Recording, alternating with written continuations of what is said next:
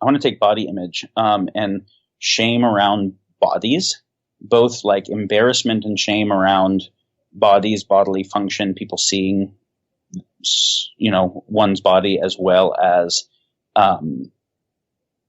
specific shame around the actual shape, image of people's bodies. In the developed world, this is pretty rampant. It might be worse where I live in California than almost anywhere.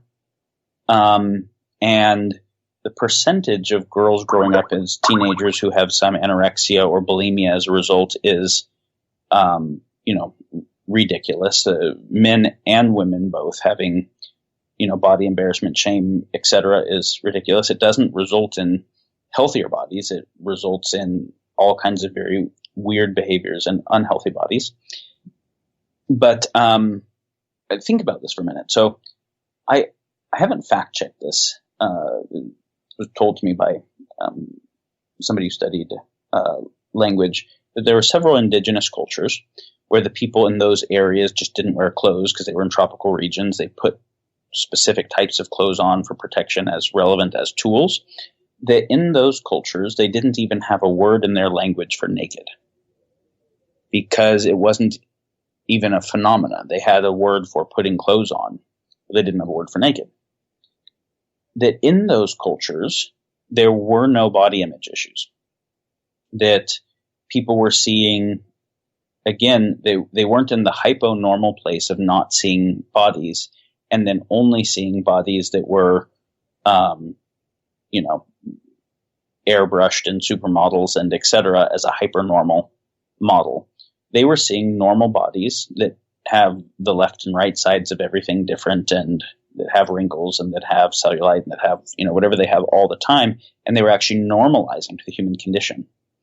And as a result, to their own human condition, and that in that environment, people didn't have a bunch of shame, embarrassment, awkwardness around their body, and they didn't have anorexia or bulimia or, those types of issues. As we think about our societal relationship with this and the actual law around it and the way that is a remnant of kind of the Puritan development of the country, we think about law as something that is in a free society to maximize the freedom of the society as a whole. We only want to create laws that would have that would limit the behavior of those, that would limit the behavior of people that would be doing things that would otherwise necessarily infringe upon the behavior of others, right?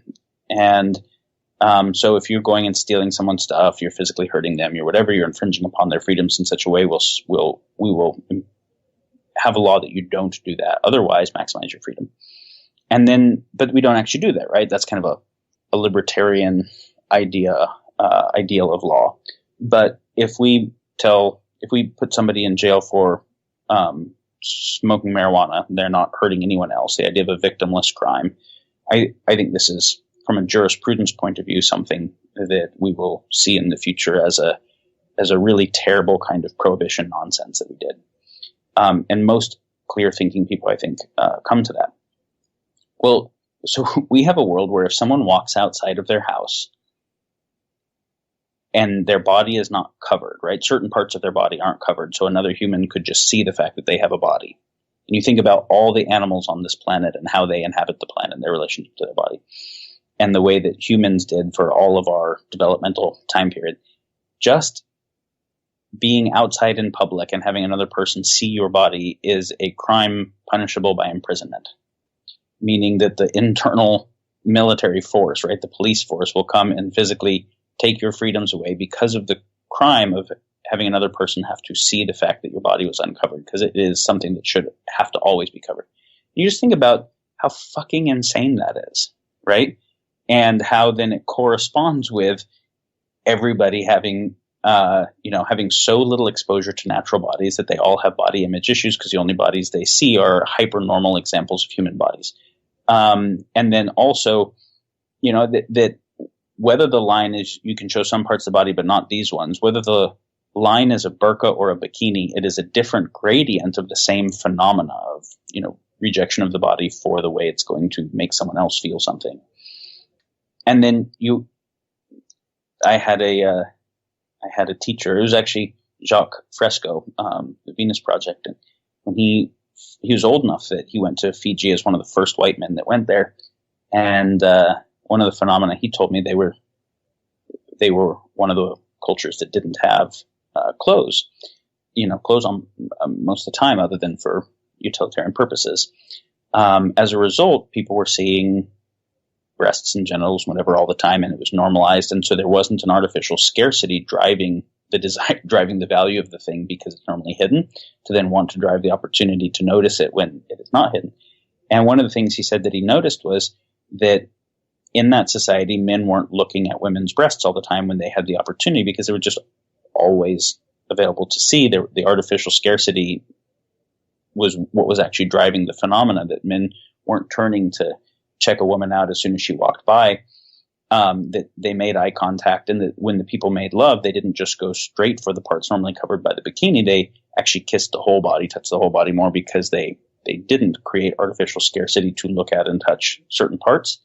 And just what an interesting, kind of phenomena that is, again, looking at not only like the relationship of ubiquitous body shame and ubiquitous kind of sexual violation, and the relationship of that to the unhealthy relationship we have to the topic of just all being animals that inhabit bodies. So the reason I'm bringing this up is it's not just a phenomenon of like the problem of Facebook and existential risk and fairly new stuff. It's some pretty deep stuff that most of us take for granted as being normal. And for most of us, like, wearing clothes is really normal. The idea that we wouldn't anywhere would seem kind of like either horrifying or, something problematic.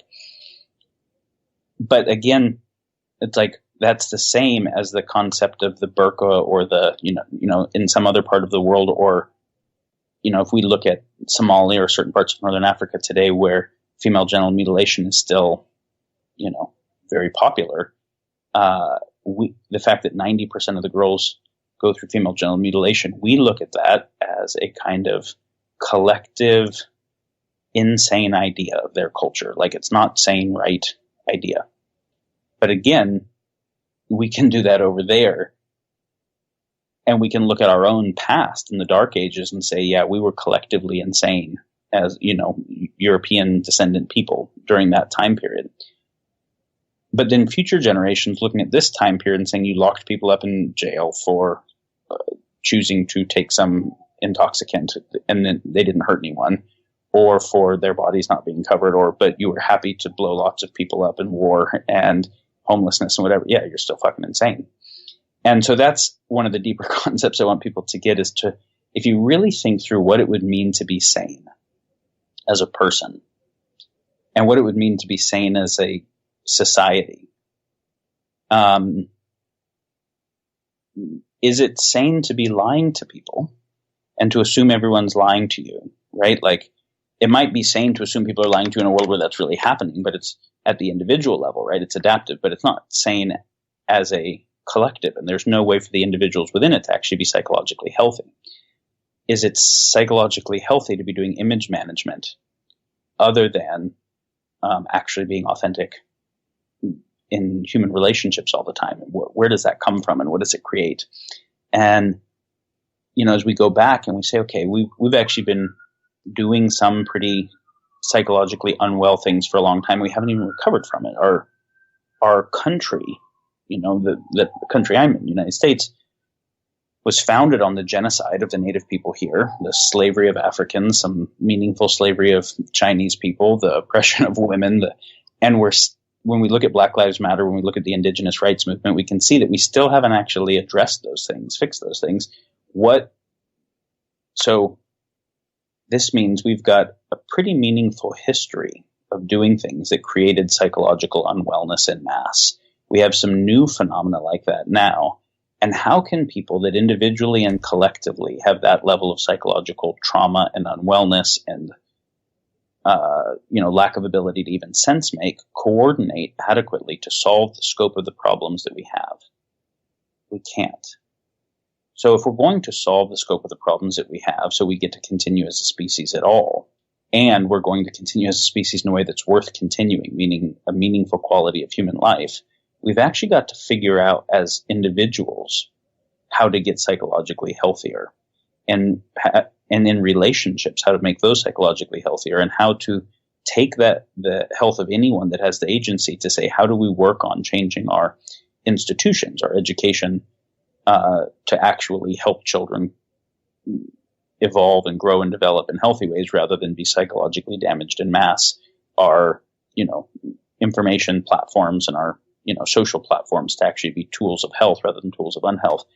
And so I'm not giving solutions here, because to really go into the scope of what that might look like is deep and huge, and I don't know on a lot of it.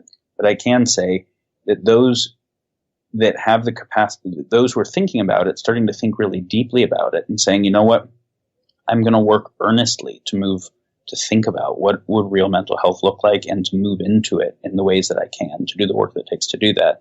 And then to take the agency arising from that to work to bring groups of humans together to practice being humans with each other in ways that are health promoting for everyone, that are promoting real information sharing and honesty and meaningful cooperation and authenticity, and the types of human dynamics that also make us less susceptible to hypernormal stimuli, and then starting to sense make as individuals and groups on how to solve larger issues and work on those together.